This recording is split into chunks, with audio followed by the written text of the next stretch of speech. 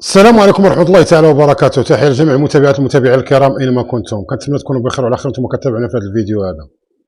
هذا الفيديو اللي غادي نحاول نهضروا فيه على الناس اللي غتستافد من دعم الدولة لضحايا الزلزال. كيفاش غتستافد؟ لأن كما كان معلوم اجتماع السيد رئيس الحكومة واللجنة البيوزارية اللي تعقد يوم الاثنين في إطار برنامج إعادة البناء والتأهيل العام للمناطق المتضررة بالزلزال وتقديم المساعدات لهاد الناس. هادو المساعدات المالية اللي تقررت هي 2500 درهم لجميع العائلات المتضررة التي انهارت منازلها جزئيا أو كليا، يعني جميع الناس اللي رابوا لهم ديورهم طوطاو مع الأرض أو لا طاح منهم طرف عندهم حق في واحد التعويض اللي هو 2500 درهم شهريا لمدة سنة، يعني 50,000 ريال كل شهر. دازوا اللجان، تم الإحصاء، تم وضع لوائح المستفيدين. الاستفادة امتى بدات من البارح يوم الجمعة اللي غتمتد من يوم الجمعة 6 أكتوبر إلى غاية 16 أكتوبر. الناس اللي ما توصلوش بهذه المساهمة أو بهذا الدعم في هذه الفترات هذه 10 أيام هذه عندهم الحق يديروا واحد الملتمس للجان الإقليمية على مستوى جميع الأقاليم: تارودانت، الحوز، شيشاوة، ورزازات، أزيلال، مراكش. الناس اللي متضرة وما استفداتش عندها الحق تعاود دير الملتمس ومضى حق من وراء أي طالب. يعني تم إقصاء بعض الناس، ما تقيدوش. علاش؟ اللجنة كتقول لي ما عندكم باس. هذا كنهضر على المساعدات الاستعجالية، المساعدات اللي كتقدر ب 2500 درهم لكل عائلة فقدات دارها بصفة كاملة أو طرف من الدار ديالها. كنهضروا على التعويضات ديال إعادة البناء بين الناس اللي عندهم حقوق وخاصهم إصلاحات غيستافدوا من 3 المليون. الناس اللي طاح لهم طرف من الدار يقدروا يستافدوا حتى 8 المليون. الناس اللي طوطاو لهم ديورهم مع الأرض غيستافدوا من 14 المليون.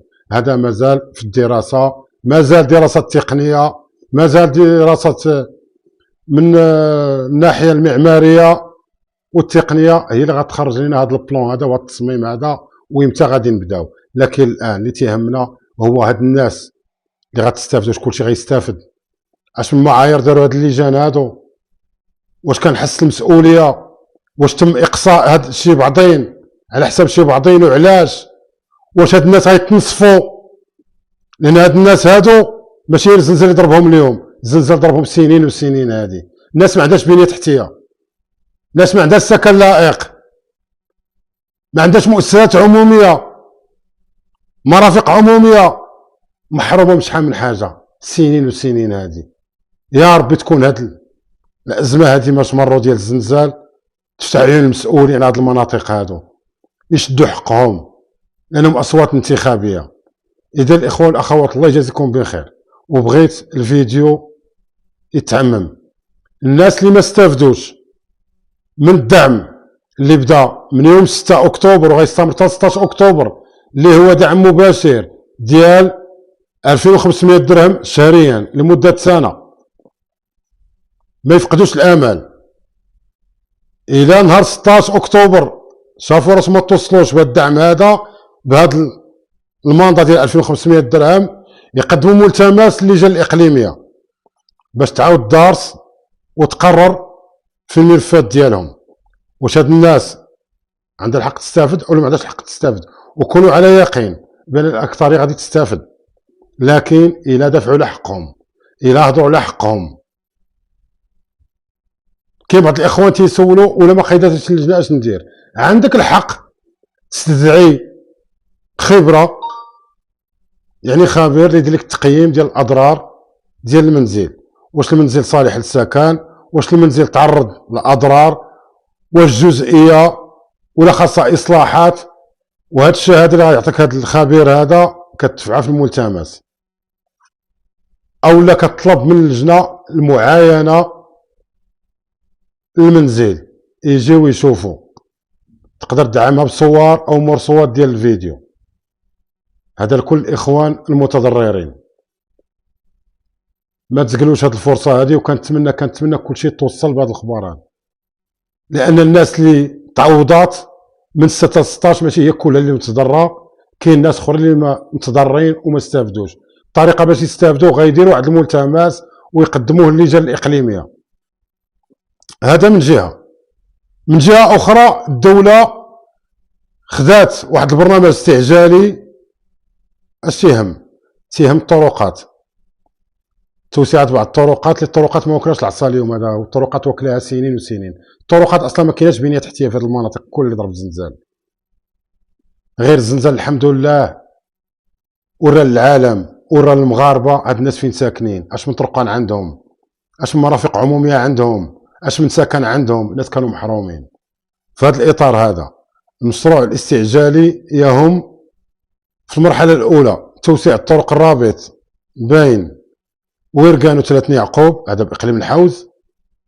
والطريق الثانيه هي اللي بين تيزينتاست وتفنقولت باقليم تارودانت. كنعرفوا بان الاكثريه ديال الناس في هذه المناطق هذو باش كيشتغلوا عباد الله بالرعي والفلاحه، المعاشي ما كاينش قطارات بزاف ولي الحمد لله عايشين بهم. في هذا الاطار هذا كاين الدعم ديال الكسابه من اجل اعاده تشكيل القطاع. الناس فقدات بهايمها، كاين اللي ماتوا ليه بهايمو، كاين اللي مشى منهم الطرف، كاين اللي ما عندهم يوكلهم من دابا، كاين اللي باقي مصدوم. غادي يتم دعم الشاعر، يعني توزيع الشاعر المدعم تيمزين والاعلاف مركبه السي كريم على هاد المتضررين هاد. شحال من واحد تيقول لك واحد عدد ديال المدارس وعدد ديال المساجد، عدد ديال الزوايا، هادو تا هما اتخذوا بعين الاعتبار. في اطار المخطط الاستعجالي كاين واحد الاستراتيجيه اللي بدات لتمويل اصلاح 1050 مدرسه متضرره في هذه المناطق هذو. 1050 مدرسه و42 مركز صحي للقرب فين كيجلبوا عباد الله. ما تنقولش مركز صحي فيها تجهيزات ولا فيها بويتات فين تيتجلبوا عباد الله، فين عمر تلقى فرمل ولا ما تلقاش، الطبيب يكون ما يكونش، ما عليناش، تا هما خصهم يتصلحوا. كاين 42. هذا حساب الاحصاء ديال او التقييم ديال وزاره الصحه. والتقييم ديال وزاره التعليم تيقول لك بان 2050 مدرسه تضررات بدرجات متفاوته.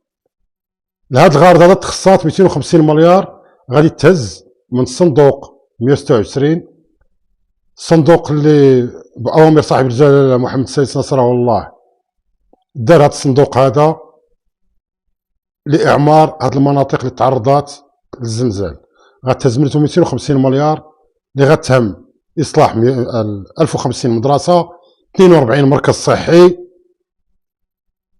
ويتعاودوا السواري للجوامع اللي تضروا، الزوايا والاضرحه. هذا بواحد الميزانيه ديال 250 مليار. الاخوه الله يجازيكم بخير، ما تسكتوش على حقكم. الا ما تعوضتوش في هاد 10 ايام وجدوا راسكم باش تقدموا ملتمس باش تعوضوا من بعد. وكنعاود ناكد، راه التعويض اللي تعطى للعائلات المتضرره هو 250 الف فرانك، 50 الف ريال لمده سنه. الله يجازيكم بخير. اللي ما استفدش يقدم ملتمس. ملتمس يكون طلب، يقدر يكون معزز بالصور، يقدر يكون معزز بخبره ديال خبير ديال مكتب الدراسات بان المحل ما بقاش صالح للسكنه. وانا على يقين بان جميع الجماعات اللي تضررت راه ما بقاش فيها محلات صالحه للسكنه الا قليل قليل قليل قليل جدا. الناس اللي مسك عليهم الله وبانين بالحديد وبانين صالحين محلاتهم. اما الاغلبيه الساحقه راسنا الديور كي دايرين، ديور ديال التراب، ديور بالحجر بالقصب.